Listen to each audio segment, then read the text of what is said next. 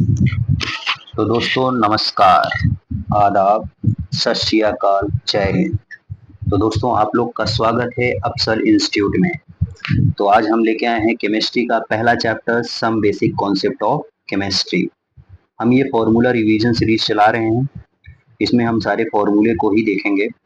बाकी question practice की बात रहेगी तो हम कर सकते हैं बाद में भी, और आप लोग जरूर क्वेश्चन इस फॉर्मूले रिवीज करने के बाद आप जरूर उसे क्वेश्चन को प्रैक्टिस करें। तो दोस्तों पहले हम आपसे माफी मांगना चाहते हैं, कल फिजिक्स का जो है ज़्यादा लंबा वीडियो हो गया। आज हम इसे जल्दी से जल्दी ओवर करने की कोशिश करेंगे। तो दोस्तों ज़्यादा टाइम ना वेस्ट करते हुए हम शुरू करते हैं अपना केमिस्ट्री का पहला chapter some basic concept of chemistry, जिसे हम कहते हैं मोल कॉन्सेप्ट। चलिए आइए शुरू करते हैं। पहले फोटो को इधर कर लिया जाए। तो दोस्तों आ गए, ये देखिए यहाँ पे हम लोग आ गए हैं।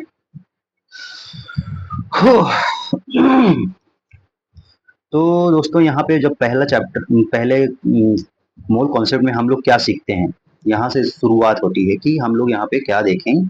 ये दोस्तों यहाँ पे इसको यहाँ ला लेते हैं। इसको थोड़ा सा एक मिनट दोस्तों, इसको जरा सेट कर लें, फिर से हम शुरू करते हैं। चलिए दोस्तों, ओके। पेन का कलर ले लेते हैं, आज हम ले लेते हैं रेड ही लेते हैं दोस्तों, उस पर समझ में भी आता है सही से। ठीक है, ऑरेंज ले लेंगे, कोई दिक्कत नहीं है। ऑरेंज नहीं है, थोड़ा सा वैसे है। ओके, ये अच्छा लग रहा है। चलिए दोस्तों,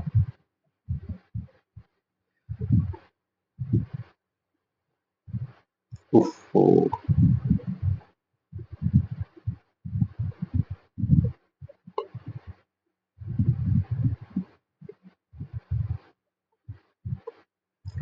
हाँ दोस्तों, तो पहला जो हमारा फॉर्मूला है average atomic mass. Average atomic mass कैसे निकालते हैं?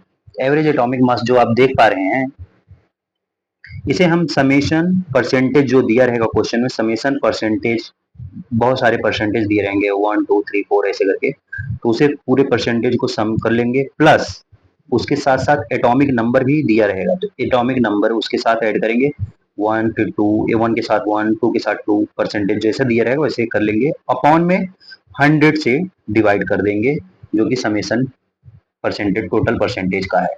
तो हमारा आ जाएगा एवरेज एटॉमिक मास। ओके दोस्तों, कोई दिक्कत हो तो आप यहाँ पे बताते रहिएगा। चलिए दोस्तों, फिर अब बहुत बेहतरीन टॉपिक, बहुत बेहतरीन फॉर्मूला जो आ रहा है मोल का। ये दोस्तों बहुत ज्यादा इंपॉर्टेंट है, ये हर जगह आता है। मतलब अगर आप फिजिकल केमिस्ट्री पढ़ रहे हैं तो लगभग मोल का ही कॉन्सेप्ट वहाँ पे चलता रहता है। जैसे हम लोग वहाँ पे फिजिक्स में किलोग्राम वगैरह डील करते हैं, यहाँ पे मोल से हम लोग डील करते हैं। तो मोल क्या होता है दोस्तों? मोल को निकालने के लिए हम दोस्तों फॉर्मूला बनाए हैं, जो हमारे साइंटिस्ट लोग हैं उन्होंने फॉर्मूला बनाया है कि मोल इक्वल टू होता है मास बाई मॉलिक्यूलर वेट, या इसी को हम लिख सकते हैं अगर वॉल्यूम में दिया है, वॉल्यूम अपॉन में 22 अपॉन में 4 लीटर। दोस्तों लीटर में याद रखिएगा, नहीं तो अगर ये होगा यहाँ पे हम एक और लिख सकते हैं, मोल बराबर वॉल्यूम अपॉन में 22,400, ये ml में हो सकता है दोस्तों। अगर जब लीटर में नहीं दिया रहेगा तो ml में ऐसा रहेगा। या फिर इसी को हम लिख सकते हैं मोल बराबर होता है नंबर ऑफ पार्टिकल अपॉन में Na। Na क्या होता है दोस्तों? Na होता है Avogadro number. Avogadro number, Avogadro का वैल्यू क्या होता है दोस्तों, आप कमेंट में करके जरूर बताइएगा। चलिए दोस्तों आगे बढ़ते हैं। आगे हमारा जो थर्ड फॉर्मूला है वो होता है वेपर डेंसिटी का। किसका? वेपर डेंसिटी का। तो दोस्तों वेपर डेंसिटी क्या होता है? जैसे कि वेपर डेंसिटी वो तो सबको पता होता है, vapour density molecular mass divide by 2 होता है, पर इससे डायरेक्ट क्वेश्चन नहीं आता है दोस्तों। ये तो बहुत रेयर में एक आध क्वेश्चन आ जाए, लेकिन इससे क्वेश्चन बनता है जब मास ऑफ मिक्सचर दिया हो। जब एक दूसरा कंपाउंड लिया या और एक कंपाउंड एक्स लिया, एक कंपाउंड वाई, दोनों को मिक्स कर दिया, अब इसका पूछ रहा है क्या? मॉलिक्यूलर मास, या उसका उसका मॉलिक्यूलर मिक्सचर का मॉलिक्यूलर मास बताइए।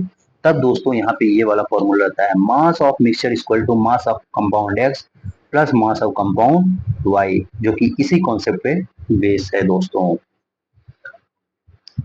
यहाँ तक कोई दिक्कत है तो बताइएगा दोस्तों। चलिए फिर अगले फॉर्मूले पे बढ़ते हैं। चौथा फॉर्मूला है, एक कंपाउंड दिया रहेगा दोस्तों ए एक्स, जैसे एक कंपाउंड है ए एक्स बी वाई। अब वहां पे पूछ लेगा कि यहाँ पे नंबर ऑफ इलेक्ट्रॉन या प्रोटॉन बताइए, कितने इस कंपाउंड में कितने नंबर ऑफ इलेक्ट्रॉन है, कितने नंबर ऑफ प्रोटॉन है।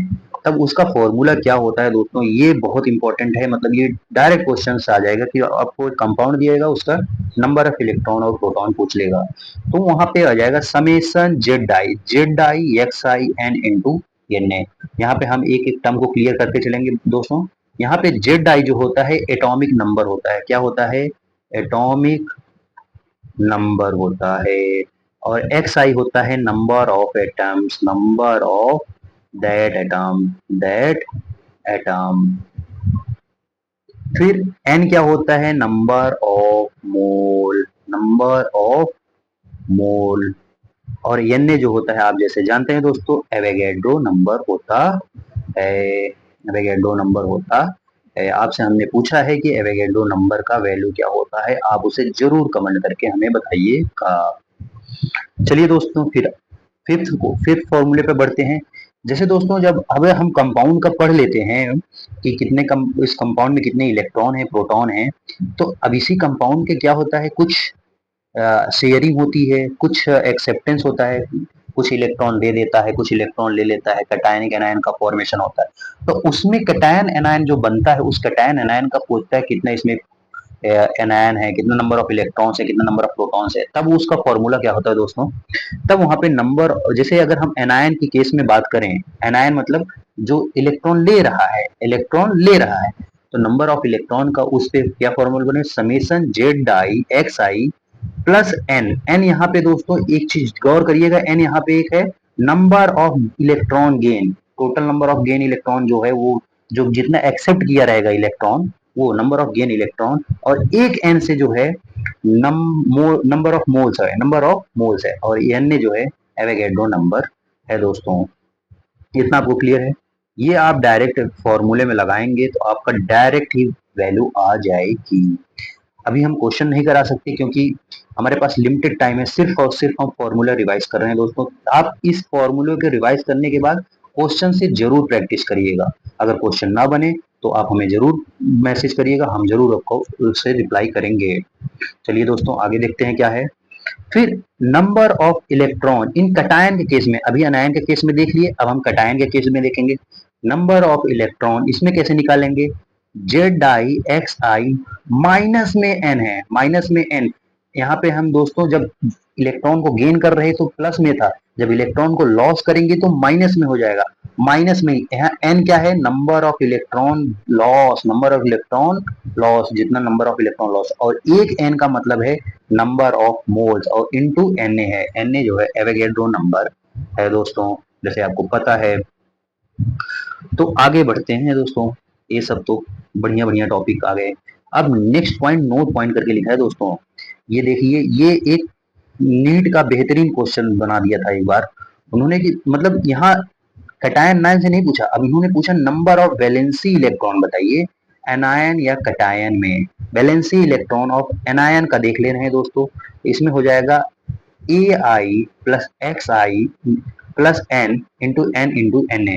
हम दोस्तों सब टर्म क्लियर कर ले हैं। ए आई जो है दोस्तों वैलेंसी इलेक्ट्रॉन है, जैसे कोई एलिमेंट है उसका वैलेंसी कितना है, जैसे कार्बन है, कार्बन का आउटर मोस्ट इलेक्ट्रॉन कितना होगा, वही उसका वैलेंसी होता है, आउटर मोस्ट इलेक्ट्रॉन 4 होता है, तो यही जो होगा उसका वैलेंसी होगा। अब जैसे फ्लोरीन है, आउटर मोस्ट इलेक्ट्रॉन कितना है, 7 है, तो उसे एक इलेक्ट्रॉन चाहिए होता है, एक इलेक्ट्रॉन चाहिए होता है, तो उसका वैलेंसी हो जाएगा कितना, 1 हो जाता है दोस्तों। इस तरह से आप समझ रहे हैं, है कि नहीं। ऐसे आप नाइट्रोजन का देख लीजिए, नाइट्रोजन का कितना है आउटर मोस्ट इलेक्ट्रॉन में, सॉरी दोस्तों, नाइट्रोजन का, जैसे मैंने फ्लोरीन का बताया, फ्लोरीन का आउटर मोस्ट इलेक्ट्रॉन जो होता है 7 होता है, तो 7 उसका वैलेंसी हो जाएगा। और फिर ऐसे में आ जाएगा नाइट्रोजन में आउटर में इलेक्ट्रॉन कितना होता है 5, तो आउटर मोस्ट इसका वैलेंसी कितना हो जाएगा 5 हो जाएगा दोस्तों।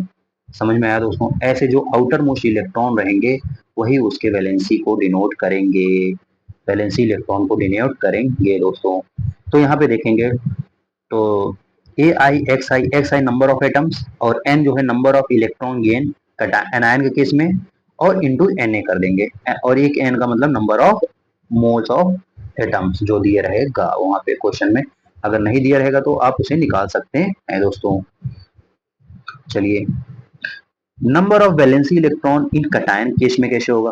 कैटायन के केस में समेशन ए आई एक्स आई यहाँ पे माइनस हो जाएगा N into N N A. यहाँ पे एन का एक मतलब है नंबर ऑफ इलेक्ट्रॉन लॉस कितना चले गया है, इनटू एन एक नंबर ऑफ मोल्स है, और एक एन ए जो है एवोगैड्रो नंबर होता है दोस्तों। अभी थोड़ा सा कंफ्यूजिंग रहेगा, एन एन का ही टर्म आ रहा है, लेकिन आप इसे क्लियर कर लीजिएगा, अपने रफ में कई बार लिखेंगे तो आप इसे क्लियर कर पाएंगे।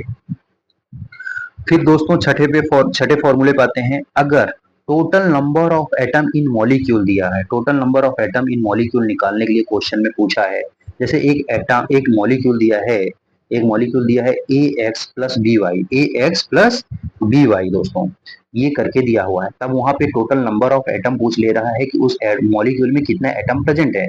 तो उसको निकालने के लिए एटॉमिसिटी बोले तो एक्स प्लस वाई, यहाँ का जो x है यहाँ का जो y है उसको हम ऐड कर देंगे, यहाँ का एक ए का जो x है, b का जो y है उसको हम ऐड करेंगे इंटू एन, एन जो है number of moles into N है, इसे कर देंगे तो हमारा सीधे सीधे फॉर्मूले आ जाएगा दोस्तों। फिर इसी में दोस्तों अगर एक कंपाउंड है ए एक्स बी वाई करके, अब उसी में पूछा है number of A atom, number of A atom कितना प्रेजेंट है। अभी कंपाउंड का टोटल निकाल रहे थे, अब हम पूछ रहे हैं ए एटम कितना प्रेजेंट है उस कंपाउंड में, तो हम कैसे निकालेंगे? एटॉमिसिटी ऑफ एक्स, जो एक्स वहां पे दिया रहेगा, ए का जो स्टाइकोमेट्रिक कोफिशिएंट कह सकते हैं ऐसा, ए का जो stoichiometric coefficient X into N mole है इंटू एन ए, वो होगा आपका दोस्तों नंबर ऑफ एटम निकालने का फॉर्मूला। ओके दोस्तों, नेक्स्ट बढ़ते हैं आगे टॉपिक पे। अगर टॉपिक हमारा क्या होगा, अगला टॉपिक हमारा होगा इसी पे ही दूसरे फॉर्मूला पे, नंबर ऑफ बी एटम कितना प्रेजेंट है। बी एटम के लिए यहाँ पे stoichiometric coefficient of B Y into N A, इस फॉर्मूले से नंबर ऑफ एटम बी निकल जाएगा उस कंपाउंड के लिए। ये सिंपल सा ही दोस्तों है। फिर दोस्तों आगे बढ़ते हैं, यहाँ पे अब आ जाता है एल आर का concept. L R limiting reagent जिसे बोलते हैं दोस्तों, एल आर जिसे लिमिटिंग रिएजेंट बोलते हैं। एक क्वेश्चन में लिमिटिंग रिएजेंट कैसे निकालते हैं दोस्तों, यहाँ पे ये हम फॉर्मूला सीखेंगे।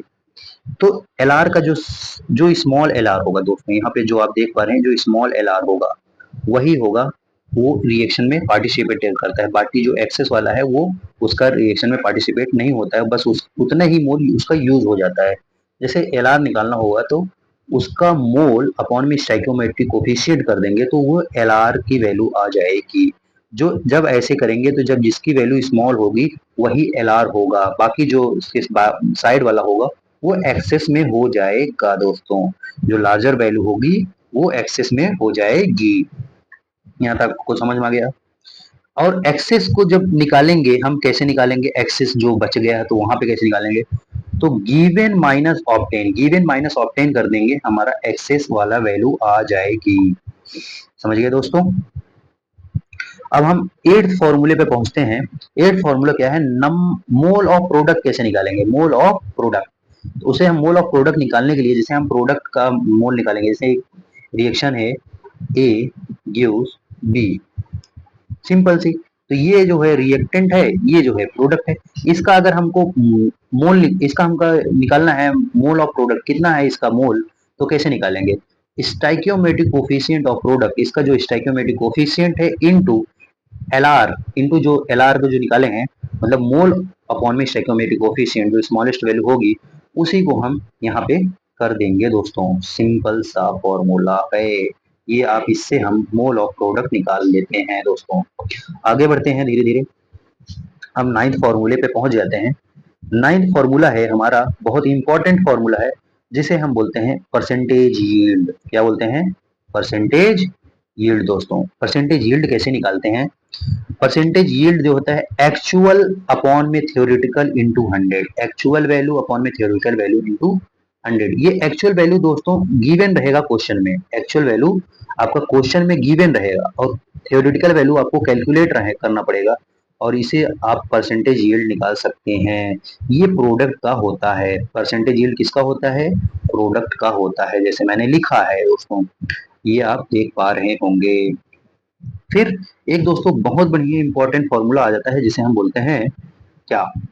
जिसे हम बोलते हैं, यहाँ पे दोस्तों देख लीजिए, एक मिनट दोस्तों इसे सेट कर लें। हाँ, परसेंटेज प्योरिटी। क्या बोलते हैं? 10th वाला formula percentage purity. Percentage purity है, इसे हम बोलते हैं। परसेंटेज प्योरिटी कैसे निकाला जाता है? Percentage purity mass of pure upon mass of impure into 100। Pure का जो मास रहेगा, जो टोटल प्योर का मास रहेगा, प्योर का मास रहेगा अपॉन इम्प्योर, जो इम्प्योरिटी रहेगी टोटल का, इंटू 100 कर देंगे, वो होता है। तो दोस्तों यहाँ पे इम्प्योर का मास क्वेश्चन में दिया रहेगा, आपका प्योर का मास कैलकुलेट करना पड़ेगा, फिर वहां से निकाल के परसेंटेज ऑफ प्योरिटी निकाल सकते हैं दोस्तों। परसेंटेज ऑफ प्योरिटी निकाल सकते हैं। यहाँ से कोई दिक्कत तो नहीं होने वाली है आपको। अभी तक जो समझ में आया होगा बताइएगा, नहीं आया होगा फिर भी बताइएगा, हम आपको सेपरेट वीडियो में करके जरूर समझाएंगे। फिर एक दोस्तों बहुत बेहतरीन फॉर्मूला आ गया है, यहाँ पे देखिए, हमने नोट पॉइंट करके लिखा है, if total charge of atom, अगर टोटल चार्ज ऑफ एटम दिया है तो वहां पे हम कैसे निकालेंगे? अगर टोटल चार्ज निकालना है किसी एटम का टोटल चार्ज, तो कैसे निकालेंगे? तो N number of moles into N Avogadro number into charge of electron. Charge of electron कितना होता है? ई की वैल्यू होती है 1.6 इंटू 10 की पावर माइनस 90। दोस्तों हमने आपसे एन की वैल्यू पूछी है, आप जरूर कमेंट करिएगा। फिर इसके बाद into positive, presence of positive और negative charge, presence of positive और निगेटिव चार्ज दोस्तों। देखिए, mole into N A into charge of electron जो होता है 1.6 into 10 power minus 90 into presence of positive या नेगेटिव चार्ज, जो पॉजिटिव या नेगेटिव, जैसे अगर हम पॉजिटिव चार्ज को निकाल रहे हैं, पॉजिटिव चार्ज की वैल्यू रखेंगे, या नेगेटिव चार्ज है तो नेगेटिव चार्ज रखेंगे, तो हमारी वैल्यू आ जाएगी दोस्तों। तो एक वन पेज का जो है यहाँ पे हो गया। अब दूसरा पेज हम देखने चल रहे हैं दोस्तों। तो दूसरा पेज पे आ गए। फिर यहाँ पे हम लोग, हमारा जो फॉर्मूला है 11th वाला शुरू होता है। पहले इसको हम सेट कर लेते हैं, इसको यहाँ पे ला देते हैं दोस्तों, तो जिससे दिक्कत नहीं होगी। चलिए दोस्तों, फिर हमारा 11th नंबर का फॉर्मूला आ गया। 11th नंबर का फॉर्मूला दोस्तों बोलता है परसेंटेज ऑफ कंपोजिशन। ये कई क्वेश्चन में पूछ लेता है, परसेंटेज ऑफ कंपोजिशन बताइए क्या होता है। तो इसका डायरेक्ट फॉर्मूला है mass of component upon total mass into 100। Mass of component upon total mass into 100। तो जो टोटल मास दिया रहेगा भाई दोस्तों, ये टोटल मास दिया रहेगा क्वेश्चन में, तो इससे कोई चिंता वाली बात नहीं है, बस मास ऑफ कंपोनेंट निकाल लीजिए तो टोटल परसेंटेज कंपोजिशन वहां से आपका आ जाएगा। तो यहाँ से अभी तक तो हम लोग ने हल्का हल्का फॉर्मूला सीखा दोस्तों, लेकिन अब आता है भारी वाला फॉर्मूला। भारी वाला, भारी वाला क्या है दोस्तों? 12th नंबर का। ये बहुत ज्यादा इंपॉर्टेंट है दोस्तों, कई क्वेश्चन में पूछ लेता है एज इट इज। बताइए percentage mass percentage mass composition of element, mass composition of element पूछ लेता है दोस्तों। तो वहां पे इसका फॉर्मूला होता है number of atom into atomic weight of element into 100 upon में मॉलिक्यूलर वेट। ये जो है नंबर ऑफ वेट को हम कह सकते हैं एटॉमिसिटी दोस्तों। क्या कह सकते हैं? एटॉमिसिटी। नंबर ऑफ एटम को हम कह सकते हैं atomicity into atomic weight of element, जो एलिमेंट दिया रहेगा उसका एटॉमिक वेट, अपॉन में molecular weight of compound into 100 दोस्तों। जो एटॉमिसिटी होगी मिनिमम 1 होगी, कम से कम एक जरूर होना चाहिए। अगर 0 हो जाएगा तो एज यू नो इनफाइनाइट हो जाता है वैल्यू, कोई डिवाइड करोगे तो। ठीक है दोस्तों, चलिए 0 आ जाएगा। फिर इसके बाद आते हैं दोस्तों, इसी पे हम एक बेहतरीन कॉन्सेप्ट पे, जो होता है पीओएसी। पीओएसी क्या होता है? Principle of grade value. यहाँ पे क्या होता है, mole of atom in a reactant equal to mole of atom in a product. जो मोल रिएक्टेंट में प्रेजेंट है वही मोल प्रेजेंट होगा प्रोडक्ट साइड में दोस्तों। एक मान लीजिए जहाँ पे है A plus B give C, तो जो मोल यहाँ इसका होगा रिएक्टेंट का, यही मोल इसका होगा प्रोडक्ट का। ये पीओसी बोलता है। समझ गए दोस्तों। जैसे कि यहाँ पे एक एग्जाम्पल लिया है, ये आप समझ लीजिए। जैसे KClO3 को जब हीट करेंगे, KCl प्लस O2 दिया है, तो यहाँ पे दिया है 1 mole of K atom in KClO3 equal to 1 mole of K atom in KCl। जो एक एटम प्रेजेंट है KClO3 में, वही एक मोल प्रेजेंट होगा KCl में ही। समझ गए दोस्तों। उसका मोल बराबर रहेगा। ये प्रिंसिपल पीओएसी बोलता है दोस्तों, पीओएसी बोलता है। चलिए आगे बढ़ते हैं। अभी जरा इसे रब कर लें, तब चलते हैं। थोड़ा साफ साफ रहेगा तो आपको अच्छा लगेगा। तो दोस्तों फिर आते हैं अपने 13th नंबर फॉर्मूले पे, जो होता है मोलैरिटी। यहाँ से आ गया दोस्तों मोलैरिटी का कॉन्सेप्ट। मोलैरिटी क्या होता है? मोलैरिटी होता है मोल ऑफ सॉल्यूट अपॉन में volume of solution. Mole of solute, यहाँ पे एस लिखना भूल गया दोस्तों। ये जो होता है सॉल्यूट होता है, क्या होता है? मोल ऑफ सॉल्यूट होता है। किसका होता है? सॉल्यूट का।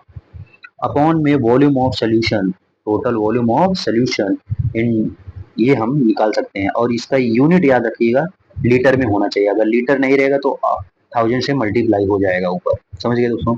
अब मोल को लिख सकते हैं molecular mass of solute upon में molecular weight of solute into volume in litre. अगर लीटर में नहीं थे तो मैंने बोला 1000 से मल्टीप्लाई कर लीजिएगा दोस्तों।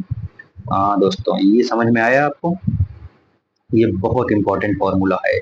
ये बहुत सा क्वेश्चन में डायरेक्ट ही पूछ लेता है दोस्तों। चलिए अब आते हैं मोलैलिटी पे। कौन से फॉर्मूला? मोलैलिटी पे। मोलैलिटी क्या है? मोल ऑफ सॉल्यूट अपॉन में weight of solvent in KG. वहां पे वॉल्यूम था, यहाँ पे वेट है। Wait of solvent in KG. Mole of solute upon weight of solvent in KG, जो दिया रहेगा क्वेश्चन में, वहां पे रखना पड़ेगा दोस्तों। अब यहाँ पे एक और है मोलैलिटी का फॉर्मूला, देख लेते हैं दोस्तों। मोलैलिटी का फॉर्मूला है, मोलैलिटी क्या होता है? Mole fraction of A upon mole fraction upon B into 1000 upon में मॉलिक्यूलर वेट ऑफ सॉल्वेंट। ये डायरेक्ट याद रखना है दोस्तों। जैसे है मैंने लिखा है, आपको ऐसे ही लिख के प्रैक्टिस करना पड़ेगा और इसका क्वेश्चन लगाना पड़ेगा। किसी क्वेश्चन में एक का मोल फ्रैक्शन दिया रहेगा, एक का नहीं दिया रहेगा, उससे पूछ लेगा कि आपका मोलैलिटी क्या होगा, और वहां पे सॉल्वेंट का दिया रहेगा क्वेश्चन में।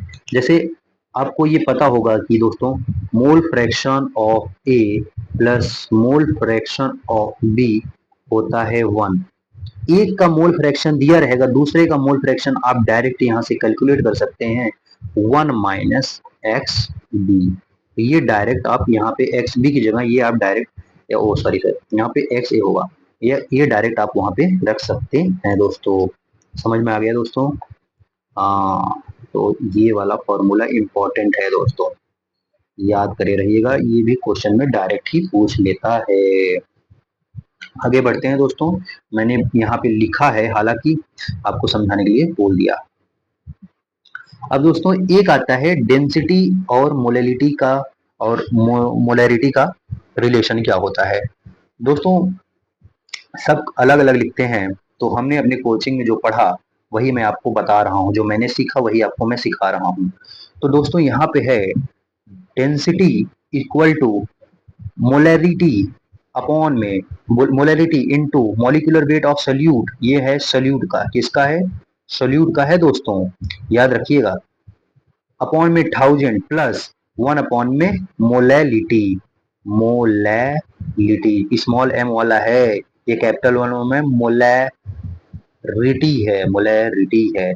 तो यहाँ से हम अगर डेंसिटी का रिलेशन दिया है तो हम डायरेक्ट निकाल सकते हैं दोस्तों। तो आपको एक एक टर्म क्लियर होना चाहिए और ये फॉर्मूला याद होना चाहिए दोस्तों। ये डायरेक्ट कई क्वेश्चन में ये डायरेक्ट ही लग जाएगा दोस्तों। आप जब ये फॉर्मूला लगाएंगे, जहाँ पे क्वेश्चन में डेंसिटी दिया रहेगा, मोलैरिटी दिया रहेगा, या मोल ऑफ सॉल्यूट दिया रहेगा, वहाँ वॉल्यूम दिया रहेगा, आप मोलैरिटी निकाल के और फिर मॉलिक्यूलर वेट ऑफ सॉल्यूट रख के अब आप डायरेक्ट ही मोलैलिटी का वहां पे क्वेश्चन में कैलकुलेट कर सकते हैं दोस्तों। आपको कोई दिक्कत नहीं आएगी, हालांकि अगर दिक्कत आए तो आप हमसे जरूर पूछ सकते हैं दोस्तों। अब दोस्तों आ जाते हैं अब परसेंटेज पे। परसेंटेज वाले जो क्वेश्चंस होते हैं वो कैसे होते हैं दोस्तों। तो 14th नंबर का हमारा आ गया, ये 16 नंबर का, 15 नंबर का ये था, 14 नंबर का हो गया। समझ गए दोस्तों। अब हम चलेंगे 16 नंबर पे अपने डिस्कशन करेंगे। तो 16 नंबर का है परसेंटेज वाला question. Percentage weight by weight के हम कैसे लिख सकते हैं, मास ऑफ सोल्यूट अपॉन में मास ऑफ सोल्यूशन इनटू 100। ये परसेंटेज वेट बाय वेट का मतलब क्या हो दोस्तों, अगर किसी ने आपसे पूछ लिया कि भाई ये बताओ परसेंटेज वेट बाय वेट का मतलब क्या हुआ, तो आप इसे डायरेक्ट ही याद कर सकते हैं दोस्तों। अमाउंट ऑफ सोल्यूट, जो सोल्यूट का amount present in 100 gram of solution, solute का जो अमाउंट है प्रेजेंट हो 100 ग्राम ऑफ सोल्यूशन में, वही होता है परसेंटेज वेट बाई वेट दोस्तों। ये याद रखिएगा। ये इसका इस लाइन का यूज हो जाता है दोस्तों कई बार उस क्वेश्चन में, कई बार क्वेश्चन में आपको दिया नहीं रहेगा, लेकिन ये लाइन आपको बहुत हेल्प करेगी। Amount of solute present in 100 gram of solution. फिर दूसरा दूसरा दोस्तों यहाँ पे आ जा रहा है परसेंटेज वॉल्यूम बाय वॉल्यूम को क्या लिख सकते हैं, volume of solute, volume of solute and upon में वॉल्यूम ऑफ सोल्यूशन इनटू 100। यहाँ परसेंटेज वी बाई वी को हम क्या समझे, यहाँ पे हम परसेंटेज वी बाई वी को समझते हैं।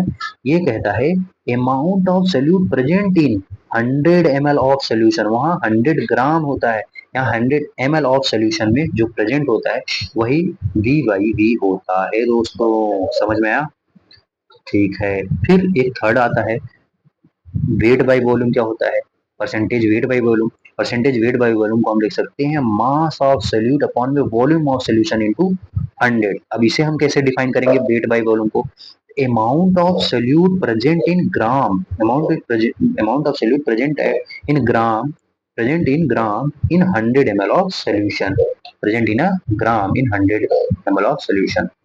तो एक ग्राम में कितना अमाउंट, एक ग्राम में कितना प्रेजेंट है 100 ml ऑफ सोल्यूशन में, तो वही हम बोलते हैं परसेंटेज वेट बाय वॉल्यूम दोस्तों। यहाँ तक कोई दिक्कत तो नहीं है, आई होप नहीं हो, अगर होगा तो आप जरूर बताइएगा।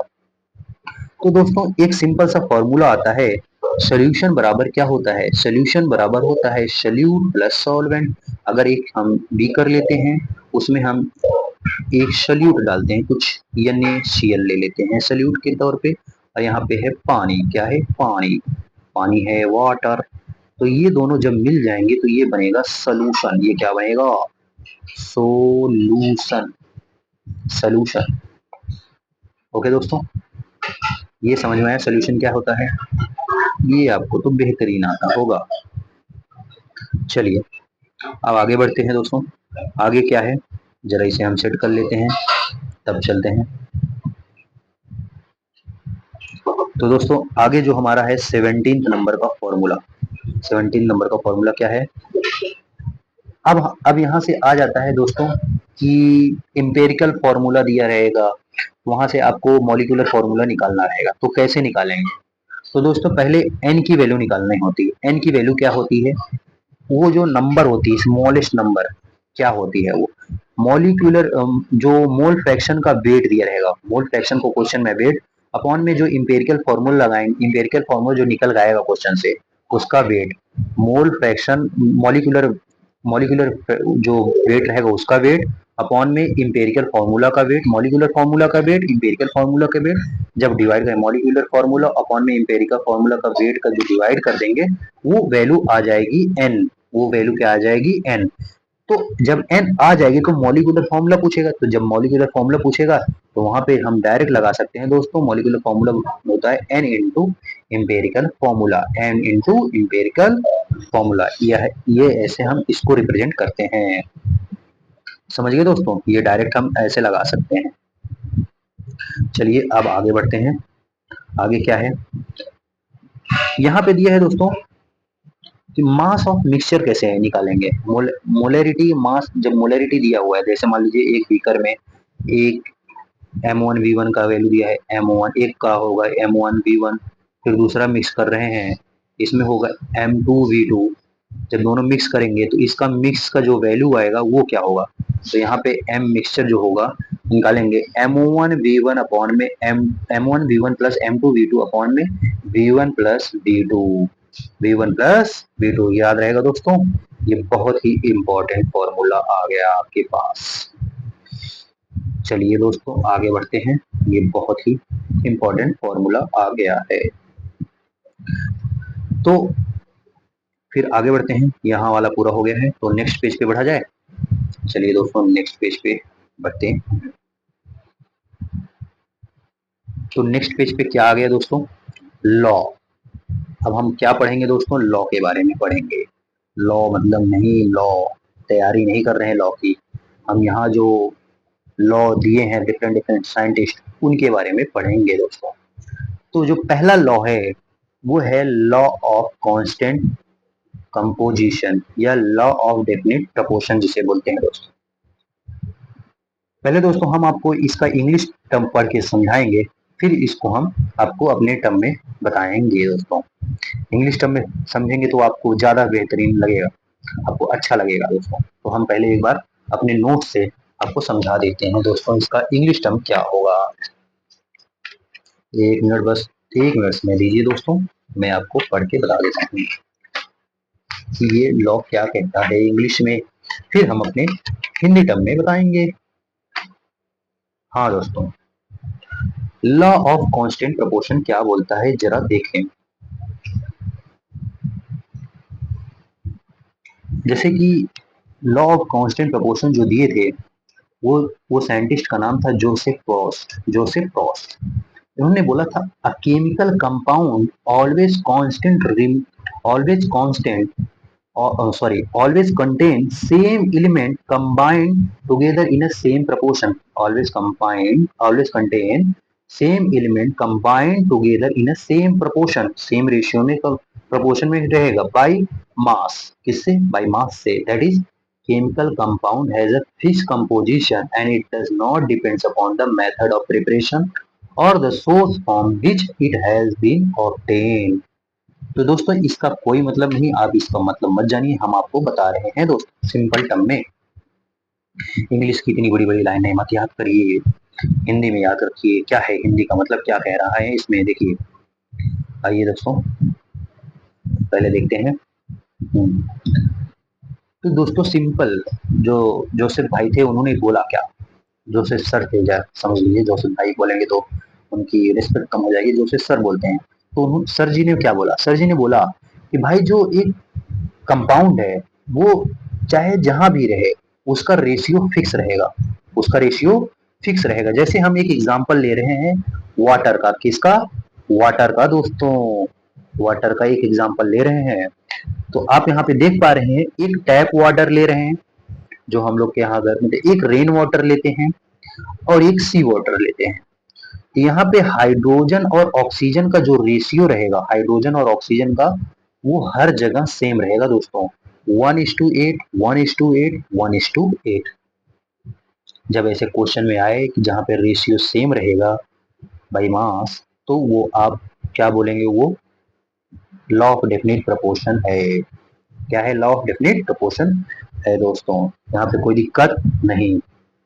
आगे बढ़ते हैं दोस्तों, आगे पढ़ते हैं तो अगला लॉ आता है law of multiple proportion, law of multiple proportion. अब इसका सिंपल इंग्लिश मैंने लिखा है तो मैं वही पढ़ देता हूँ।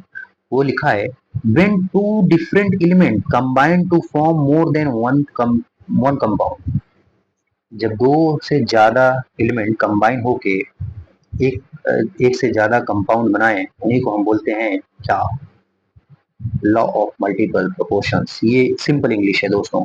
इसमें जैसे है कार्बन प्लस ऑक्सीजन मिलके एक कार्बन डाइऑक्साइड बना रहा है, कार्बन मोनोऑक्साइड बना रहा है, और एक CO2 बना रहा है कार्बन डाइऑक्साइड। और इनका जो रेशियो है, जैसे कार्बन ऑक्सीजन और कार्बन ऑक्सीजन यहाँ पे जब रेशियो लेंगे, तो कार्बन का जब रेशियो फिक्स करेंगे तो ऑक्सीजन का भी रेशियो आगे चल के वो फिक्स ही आएगा दोस्तों। जैसे यहाँ पे एक एग्जांपल और लिया है, जैसे नाइट्रोजन, नाइट्रोजन N2O2 को ले लेंगे तो एक N2O बनेगा, एक NO बनेगा, एक N2O3 बनेगा, एक NO2 बनेगा, एक N2O5 बनेगा। ये एज इट इज एग्जाम्पल आपको याद करने पड़ेंगे दोस्तों, यही यही एग्जाम्पल हैं। तो इसका ऑक्सीडेशन भी देखिए दोस्तों, एक मैं इसके जो लिखा हूँ ये ऑक्सीडेशन के हिसाब से लिखा हूँ, +1 ऑक्सीडेशन, +2 ऑक्सीडेशन, इसका +3 ऑक्सीडेशन, इसका +4 ऑक्सीडेशन, इसका +5 ऑक्सीडेशन होगा दोस्तों। अब इनका देखिए जब ऑक्सीजन उसका रेशियो निकालेंगे 16, 32, 48, 64, 80, जब इसको सिंपल टर्म में कन्वर्ट करेंगे तो रेशियो आएगा 1:2:3:4:5। समझ गए दोस्तों, कोई दिक्कत नहीं है, सिंपल रेशियो में आएगा। फिर दोस्तों नेक्स्ट लॉ पे पहुंचते हैं जिसको बोलते हैं लॉ ऑफ रेसिप्रोकल प्रोपोर्शन दोस्तों। तो इस लॉ को क्या बोलता है दोस्तों, हम सिंपल टर्म में आपको समझा दे रहे हैं। जब तीन एलिमेंट किसी में दिया रहे, जब तीन एलिमेंट मिलके कंबाइन करके दो से ज्यादा एलिमेंट फॉर्म करें, उसे हम दो से ज्यादा कंपाउंड फॉर्म करें, उसे हम बोलते हैं लॉ ऑफ रेसिप्रोकल प्रोपोर्शन। ये सिंपल याद करने का एक तरीका मैंने बनाया है। जब तीन एलिमेंट दिया रहे और वो मिलके दो से ज्यादा कंपाउंड बनाए, वो होता है लॉ ऑफ रेसिप्रोकल प्रोपोर्शन। जैसे कि आप देख सकते हैं कार्बन है, हाइड्रोजन है, ऑक्सीजन है, कार्बन है, हाइड्रोजन है, ऑक्सीजन है दोस्तों। कार्बन है, हाइड्रोजन है, ऑक्सीजन है। एक मिनट दोस्तों, जरा हम तब कर लें तब समझ में आएगा। हाँ, ये है देखिए, कार्बन है, हाइड्रोजन है, ऑक्सीजन है, ठीक है। अब देखिए कार्बन हाइड्रोजन मिलके एक बना रहा है मीथेन, फिर कार्बन और ऑक्सीजन मिलके बना रहा है कार्बन डाइऑक्साइड। अब इनका एक फिक्स रेशियो हो जाता है। अगर इसका निकालने का एक फॉर्मूला दिया है कि अगर होल नंबर रेशियो निकालना है तो ratio of mass of definite element combined with the mix of third element है, ऐसे अपॉन में ratio of mass of different amount direct combined. ये आपको याद नहीं करना है दोस्तों, सिंपल बस याद रखना है, दो जिसमें तीन तीन एलिमेंट है मिलके दो से ज्यादा कंपाउंड बनाए तो वो लॉ ऑफ रेसिप्रोकल प्रोपोर्शन होता है दोस्तों। समझ गए। अब एक चौथा लॉ आता है जिसे बोलते हैं गे लुसेक लॉ दोस्तों।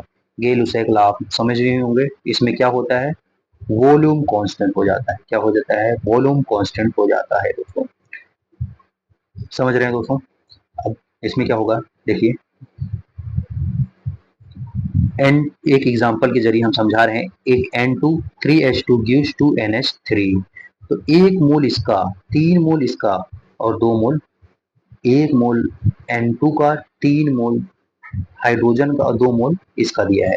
तो ऐसे वॉल्यूम का, एक वॉल्यूम इसका, थ्री वॉल्यूम इसका, दो वॉल्यूम इसका, तो फिक्स्ड रेशियो रहेगा दोस्तों। समझिए। चलिए दोस्तों आगे बढ़ते हैं। आगे हमारा क्या है, हाँ दोस्तों, अब बढ़िया इंपॉर्टेंट टर्म आ गया है जो हमको पहले ही समझा देना चाहिए, तो अभी समझा रहे हैं।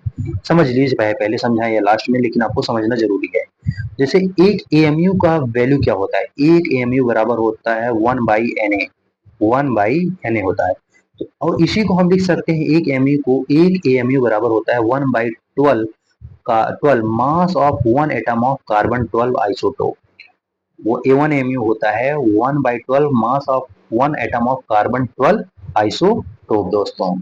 ये आपको याद रखना पड़ेगा एज इट इज। 1 Mu बराबर होता है 1/12 mass of 1 atom of carbon 12 isotope दोस्तों।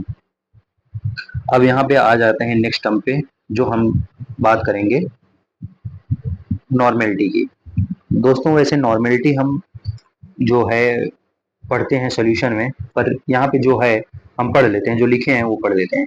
नॉर्मेलिटी ऑफ अगर H2O2 निकालना हो तो क्या होगा उसका फॉर्मूला, वहां पे वॉल्यूम अपॉन में 5.6 से डिवाइड कर देंगे तो आप नॉर्मेलिटी ऑफ H2O2, जिसे हम हाइड्रोजन पर ऑक्साइड बोलते हैं, उसकी वैल्यू निकाल सकते हैं दोस्तों। वैसे नॉर्मेलिटी की फॉर्मूला होता है, नॉर्मेलिटी बराबर होता है n factor into molarity. N factor क्या होता है, वही ऑक्सीडेशन नंबर होता है दोस्तों, या कटायन पे जो चार्ज होता है या एनायन पे जो चार्ज होता है, वही एन फैक्टर होता है दोस्तों। बाकी आप एन फैक्टर निकालने के लिए आगे रुके रहिए, इस सीरीज में बने रहिए, हम आपको रेडॉक्स में जरूर समझाएंगे एन फैक्टर निकलता कैसे। बहुत सिंपल चीजें है दोस्तों, आगे हम जरूर समझाएंगे। अभी आगे बढ़ते हैं। आगे क्या है, आगे हम दोस्तों पढ़ेंगे एन फैक्टर को और कैसे लिख सकते हैं? एन फैक्टर को हम लिख सकते हैं जैसे हम मास ऑफ एन फैक्टर को ग्राम इक्विवेलेंट अपॉन में इक्विवेलेंट वेट लिखा है, ग्राम इक्विवेलेंट ग्राम अपॉन में इक्विवेलेंट वेट, तो हम इसे लिख सकते हैं नॉर्मेलिटी मास अपॉन में इक्विवेलेंट वेट इनटू वॉल्यूम। अब इक्विवेलेंट मास अपॉन वॉल्यूम को हम लिख सकते हैं मोलैरिटी, या मास अपॉन या इक्विवेलेंट बोल सकते हैं मोलैरिटी इनटू एन फैक्टर। तो यहाँ मास अपॉन में मोलर मास इनटू मोल बन जाएगा, मोल इंटू एन फैक्टर हो जाता है दोस्तों, मोल इंटू एन फैक्टर हो जाता है। ये आप समझ रहे हैं ना, या हम आपको समझा रहे हैं? चलिए इसका हम यहाँ पे हम समझा देते हैं दोस्तों कैसे होगा। देखिए नॉर्मेलिटी बराबर लिखा है इन्होंने एन फैक्टर इंटू मोलैरिटी, ये फॉर्मूला होता है, ठीक है। अब हम इसी को हम नॉर्मेलिटी को हम क्या लिख सकते हैं, तो इसे हम लिख सकते हैं ग्राम इक्विवेलेंट वेट अपॉन में इक्विवेलेंट वेट इनटू वॉल्यूम होता है दोस्तों। ये एक दूसरा फॉर्मूला हो गया। अब हम ग्राम इक्विवेलेंट को लिख सकते हैं मास, और इक्विवेलेंट वेट को हम लिख सकते हैं मोलर मास अपॉन में एन फैक्टर ऊपर चला जाएगा दोस्तों, यहाँ पे वॉल्यूम इन लीटर रहेगा दोस्तों, वॉल्यूम इन लीटर, यहाँ पे वॉल्यूम हो जाएगा दोस्तों, ठीक है, मल्टीप्लाई रहेगा। फिर मास और मास अपॉन मोलर मास को हम क्या लिख सकते हैं दोस्तों, मास अपॉन मोलर मास को मोल से लिख सकते हैं, mole into N factor upon में वॉल्यूम इन लीटर। अगर लीटर ml में दिया रहेगा तो यहाँ पे मल्टीप्लाई बाई 1000 से कर देंगे दोस्तों। ये हम पूरा यहाँ पे जो लिखे हैं एग्जैक्टली यही है दोस्तों। समझ में आ गया दोस्तों? आई होप समझ में आ गया होगा। ज्यादा बड़ी बात थोड़ी नहीं थी, ये बहुत ही सिंपल सी बात थी। चलो दोस्तों, हालांकि इसे हम आपको सोल्यूशन में भी जरूर बताएंगे दोस्तों। अब हम आगे बढ़ते हैं। आगे क्या है दोस्तों, अगर हम मोलैलिटी को फिर से निकालने के लिए, अगर मोलैलिटी को वही जो वहां पे डेंसिटी वाला टर्म दिया था एग्जैक्टली यही वाला हम एक फॉर्मूला से जो टीचर लोग बताते हैं, मोलैरिटी इंटू 1000 अपॉन में डेंसिटी इंटू 1000 माइनस में molecular weight of solute into molecular weight. समझ गए दोस्तों? या एक दोस्तों बहुत इंपॉर्टेंट है, कभी ये ज्यादातर टीचर बताते नहीं है कि अगर परसेंटेज वेट बाय वेट दिया रहेगा तो वहां पे मोलैरिटी की फॉर्मूला मोलैरिटी कैसे निकाली जाएगी, ये दोस्तों बहुत ही कम कोचिंगों में पढ़ाया जाता है दोस्तों। ये आपको याद रखना पड़ेगा बहुत जल्दी। आप अपने नोट्स में भी ये फॉर्मूला मेंशन कर लीजिएगा दोस्तों, बहुत ज्यादा पूछा जाता है। कैसे मोलैरिटी का अगर फॉर्मूला पूछा जाएगा कि मोलैरिटी बताइए if percentage weight by weight दिया रहेगा इनटू डेंसिटी इनटू 10 अपॉन में मॉलिक्यूलर वेट ऑफ सोल्यूट। अगर क्वेश्चन में percentage weight by weight density दिया रहेगा तो आप कैसे निकालेंगे मोलैरिटी को, तो इसका फॉर्मूला सिंपल सा फॉर्मूला है दोस्तों, याद कर लीजिए। क्या है इसका सिंपल सा formula, percentage weight by weight into density into 10 upon में मॉलिक्यूलर वेट ऑफ सॉल्यूट। समझ गए दोस्तों? यहाँ पे कोई दिक्कत नहीं होनी चाहिए, अगर होगी आप जरूर हमें बताइएगा दोस्तों। अब हम अपने अगले टॉपिक पे बढ़ते हैं और ये हमारा लास्ट पेज होगा। चलिए दोस्तों पढ़ लेते हैं जल्दी से इसे। अब इसे हम एक बार सेट कर देते हैं, इससे हम शुरू करते हैं। चलो दोस्तों हम देखते हैं क्या नोट पॉइंट, बहुत इंपॉर्टेंट नोट पॉइंट है दोस्तों। लिखा है molarity depends upon temperature, molarity depends upon temperature but molality independent to temperature, but molality independent to temperature. दोस्तों ये आपको याद रखना पड़ेगा कि कौन टेम्परेचर पे डिपेंड करता है, कौन टेम्परेचर पे नहीं डिपेंड करता है, तो आपको ये याद रखना पड़ेगा दोस्तों। तो ये डायरेक्ट क्वेश्चन पूछ लिया जाता है कि which of the following depends upon temperature, which of the following does not depend upon temperature. तो आपको यहाँ पे मैंने लिखा दिया है कि जो मोलैरिटी होता है वो टेम्परेचर पे डिपेंड करता है, और जो मोलैलिटी होता है टेम्परेचर पे डिपेंड नहीं करता है। अब एक लॉ ऑफ डाइल्यूशन है दोस्तों जो बोलता है M1V1 equal to M2V1 V2। यहाँ पे एक मोलैरिटी दे के दूसरा मोलैरिटी पूछ लिया जाएगा दोस्तों। समझ गए दोस्तों? फिर आता है एक बढ़िया इंपॉर्टेंट फॉर्मूला, ये हालांकि इससे अभी तक एक भी क्वेश्चन नहीं बना है पर हम आपको बता दे रहे हैं। पार्ट्स पर मिलियन, पहले पीपीएम के बारे में बात करेंगे। पीपीएम क्या होता है, वेट ऑफ सोल्यूट अपॉन में वेट ऑफ सोल्यूशन इनटू 10 की पावर 6। अगर यही पार्ट्स पर बिलियन होता तो वेट ऑफ सोल्यूट अपॉन में वेट ऑफ सोल्यूशन इनटू 10 की पावर -9 होता। ऐसे वॉल्यूम में भी होता तो वॉल्यूम ऑफ सोल्यूट अपॉन में वॉल्यूम ऑफ सोल्यूशन इनटू 10 की पावर 6। ऐसे उसमें भी होता बिलियन में, तो वहां पे हो जाता 9 हो जाता। समझ रहे हैं, पार्ट्स पर बिलियन पीपीबी। हम आपको जो समझाना चाह रहे हैं पीपीबी, वहां पे हो जाता weights of solute, solute solute upon में वेट ऑफ सॉल्वेंट दोस्तों, इंटू 10 की पावर 9 हो जाता है दोस्तों। बिलियन में 10 की पावर 9 हो जाता है। समझ गए दोस्तों? आई होप आप समझ गए होंगे। चलिए, जो ना समझ में आए आप जरूर हमसे पूछ लीजिएगा। चलिए दोस्तों, एक क्वेश्चन है यहाँ पे जो हम देख लेते हैं, फिर इसके बाद आपकी छुट्टी। पहले देख लेते हैं। एक क्वेश्चन लिखा है 24 gram of sample of organic compound on complete combustion gives 88 gram of CO2 and 36 gram of water. The molecular formula of compound। तो इसका फॉर्मूला क्या होगा? मॉलिक्यूलर फॉर्मूला पूछा है दोस्तों। तो हम ये इंपेरिकल फॉर्मूला का वही है दोस्तों। चलिए देखते हैं कैसे निकाला है। यहाँ पे देखिए, एक हम इक्वेशन जानते हैं, सी एक्स प्लस एच हाइड्रोजन को निकालेंगे तो जब यहाँ पे प्लस करेंगे तो सी एक्स प्लस वाई/4 ऑक्सीजन का करेंगे, फिर एक्स अमाउंट ऑफ CO2 बनता है, वाई/2 अमाउंट ऑफ हाइड्रोजन बनता है। तो ये निकालते हैं। फिर इसमें क्या करना है, number of mole of CO2, कितना मोल CO2 का प्रेजेंट है, मास दिया है, मॉलिक्यूलर मास डिवाइड करेंगे CO2, 88 डिवाइड बाई 44, 2 मोल आ गया। तो मास ऑफ कार्बन हम निकालेंगे। मास ऑफ कार्बन कैसे निकालेंगे दोस्तों? हमने बताया था आपको, कार्बन का जितना दिया रहेगा 2 इंटू 12, अमाउंट कितना है 12 हो गया ना दोस्तों, 24 ग्राम आ गया। तो मास ऑफ हाइड्रो वाटर का क्या होगा, mass of water 36 gram upon 15, 2 मोल आ गया। अब मास ऑफ हाइड्रोजन 2 इंटू 2 करेंगे तो 4 आ जाएगा। कितना आ जाएगा? 4 आएगा। अब टोटल ऑर्गेनिक मास है, कार्बन हाइड्रोजन ऑक्सीजन, तो ये टोटल कितना दिया है 44। क्वेश्चन में दिया है टोटल का, टोटल दिया है मास 44। अब कार्बन का प्रेजेंट है, कार्बन का पता है हमें, हाइड्रोजन का पता है, कार्बन का 24, हाइड्रोजन का 4, ऑक्सीजन का निकालेंगे दोस्तों।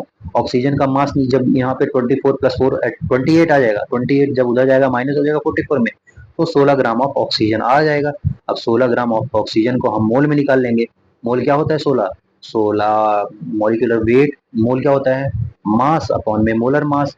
तो मास हो दिया है 16, मॉलिक्यूलर मास हो जाएगा 16, तो 16 डिवाइड बाई 16 जो होगा 1 मोल आ जाएगा दोस्तों। 16 डिवाइड बाई 16 होता है 1, तो 1 मोल आ गया। यही जो 1 मोल होगा वो आंसर होगा दोस्तों।